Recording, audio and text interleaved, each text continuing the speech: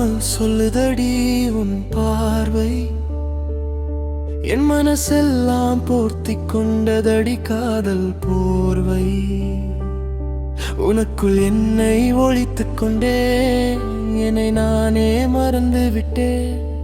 உன் புன்னகைக்காக ஏங்குகிறேனே, இதயவானில் வெளிச்சம் தொலைத்து விட்டேன். நீ வந்தால் புயலும் தென்றலாகுமடி, நீ சொன்னால் எனக்கு கவிதையின் கருவாகுமடி.